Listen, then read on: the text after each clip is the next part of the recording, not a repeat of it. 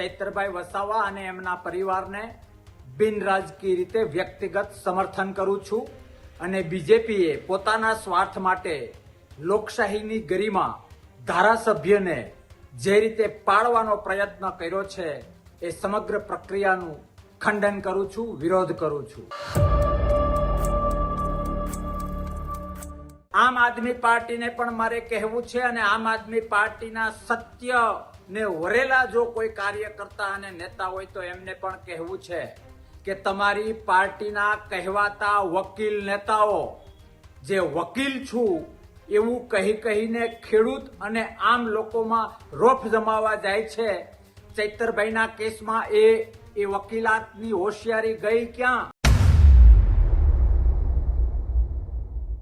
જો હું વકીલાત અને હોશિયાર વકીલ તરીકેનો દાવો કરતો હોઉં તો મારી પાર્ટીના ધારાસભ્યને મારે બચાવવો એ મારો ધર્મ છે, મારો ફરજ છે, જે કહેવાતા વકીલ નેતાઓ ચૂક્યા છે. લોકશાહીના સિપાહી તરીકે ધારાસભ્ય પદની ગરિમા સમજુ છું અને ફરીથી કહું છું કે ચૈતરભાઈ વસાવા અને એના પરિવાર સાથે વ્યક્તિગત બિનરાજકીય ખુલ્લું સમર્થન છે. શક્ય જે કંઈ હશે એ કરવા તૈયાર છું.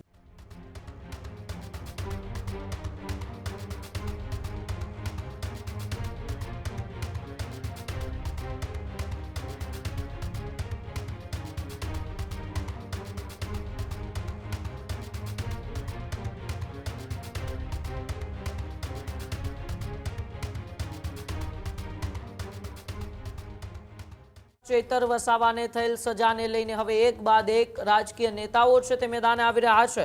ત્યારે ચૈતર વસાવાને થયેલ સજાને લઈ કરસનદાસ ભાદરકા આવ્યા મેદાને. કોંગ્રેસ નેતા કરસનદાસ ભાદરકાએ આપ્યું બિન રાજકીય સમર્થન. ચૈતરભાઈ વસાવાના પરિવારને હું વ્યક્તિગત સમર્થન આપું છું. આવી વાત એ કરસનદાસ ભાદરકાએ કરી. બીજેપીએ લોકશાહીને તોડવાનું કામ કર્યું છે અને તેનો હું વિરોધ કરું છું. ચૈતરભાઈની આદિવાસીઓ માટે કામ કરવાની પદ્ધતિ બીજેપીને ખટકી છે. પોતાને વકીલ કહેતા આપના નેતા ક્યાં છે જે કહેતા હોય કે હું વકીલ છું? આવો સવાલ અને નામ લીધા વિના કરસનદાસ ભાદરકાએ ગોપાલ ઇટાલિયા ઉપર પણ પ્રહાર કર્યા છે. ચૈતરભાઈના કેસમાં એ વકીલાતની હોશિયારી ક્યાં ગઈ? ચૈતરભાઈના વધતા કદને વેતરવાનો પ્લાન હતો. આવી વાત કરસનદાસ ભાદરકાએ કરી. બીજેપીએ આદિવાસી સમાજ ઉપર પ્રહારો કર્યા છે. આપના આંતરિક ડખા પણ પ્રત્યક્ષ કે પરોક્ષ બહાર આવી ગયા છે.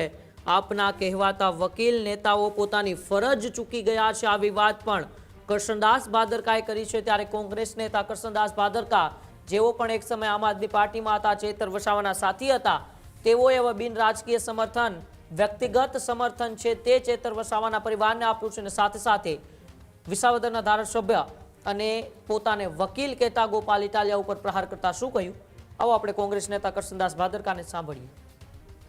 જય જય જય જય જય જય જય આદિવાસી, જય જોહર.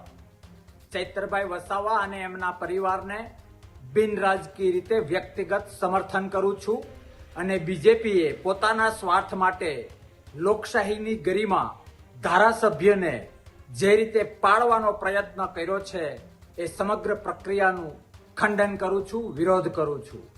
સાથે સાથે આદિવાસીઓ માટે અવાજ ઉઠાવનાર એ ચૈતરભાઈ અને એમના જે કામ કરવાની પદ્ધતિ છે એ ક્યાંક ને ક્યાંક બીજેપીને આંખમાં કણાની જેમ ખૂંચી અને એટલા માટે આદિવાસીઓ ઉપર બીજેપીનો છંટકાવ કરવા માટેની આ ચાલ છે, જેનો વિરોધ કરું છું. સાથે સાથે આમ આદમી પાર્ટીને પણ મારે કહેવું છે અને આમ આદમી પાર્ટીના સત્ય ને વરેલા જો કોઈ કાર્યકર્તા અને નેતા હોય તો એમને પણ કહેવું છે કે તમારી પાર્ટીના કહેવાતા વકીલ નેતાઓ જે વકીલ છું એવું કહીને ખેડૂત અને આમ લોકોમાં રોફ જમાવા જાય છે. ચૈતરભાઈના કેસમાં એ વકીલાતની હોશિયારી ગઈ ક્યાં? શા માટે તાકાતથી લડી ન શક્યા? કે પછી ચૈતરભાઈનો પ્રકાશ પાર્ટીમાં એટલો વધતો તો એટલે કદ પ્રમાણે વેતરવાનું પ્લાન હતું ભાજપને મદદ કરવા માટે? એનો જવાબ લોકશાહી પ્રેમી અને કોઈ પણ બંધારણી પ્રેમી માંગે છે એ આપવો જોઈએ.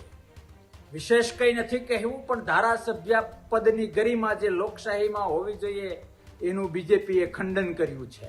આદિવાસી સમાજ ઉપર એક પ્રહાર કર્યો છે અને આમ આદમી પાર્ટીના આંતરિક ડખાઓ પણ ક્યાંક ને ક્યાંક પરોક્ષ રીતે બહાર આવી ગયા છે.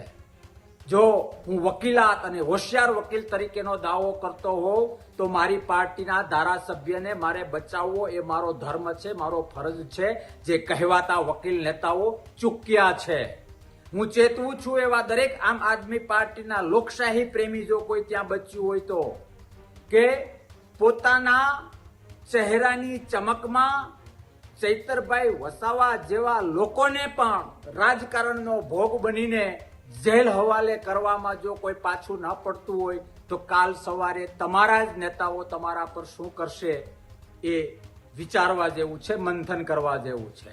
ખેર, એ વાતોમાં નથી પડવું, પણ લોકશાહીના સિપાહી તરીકે ધારાસભ્ય પદની ગરિમા સમજું છું અને ફરીથી કહું છું કે ચૈતરભાઈ વસાવા અને એના પરિવાર સાથે વ્યક્તિગત બિન રાજકીય ખુલ્લું સમર્થન છે. શક્ય જે કંઈ હશે એ કરવા તૈયાર છું. જય આદિવાસી, જય જોહાર, જય હિન્દ, ભારત માતા કી જય. લોકશાહી છે, લોક એકતા જિંદાબાદ, લોક એકતા જિંદાબાદ, લોક એકતા જિંદાબાદ. ખેડૂત ભાઈઓ છે ખેતરમાં ડ્રોન ઉડાવતા હોય છે ત્યારે આપણે એક પ્રશ્ન સતાવતો હોય છે કે જે આપણે અત્યાર સુધી જીપીએસ ટેકનોલોજીવાળા ડ્રોન વાપર્યા છે, જેથી કરીને મોબાઈલ ટાવર છે અથવા તો હાઈ ટેન્શન લાઇન પસાર થતી હોય, કોઈ વૃક્ષો હોય, ત્યારે જે જીપીએસ ટેકનોલોજીવાળા ડ્રોન છે એમાં ટકરાય અને ટ્રેસ થાય છે. પણ એગ્રીઓન લાવ્યું છે GNSS ટેકનોલોજી ડ્રોન, જેથી કરીને એ ડ્રોન છે એ કોઈ જગ્યાએ ટકરાય નહીં, પોતાની રીતે જ ડિસિઝન લે છે અને મૂવ થઈ જાય છે, જેથી કરીને GNSS ટેકનોલોજી ડ્રોન છે એ વાપરવાનો આગ્રહ રાખો. હજુ સુધી તમે અમારી ચેનલને સબસ્ક્રાઇબ નથી કરી તો અત્યારે જ ન્યૂઝરૂમ ગુજરાતને સબસ્ક્રાઇબ કરો, ફેસબુક અને ઇન્સ્ટાગ્રામ પર ફોલો કરો.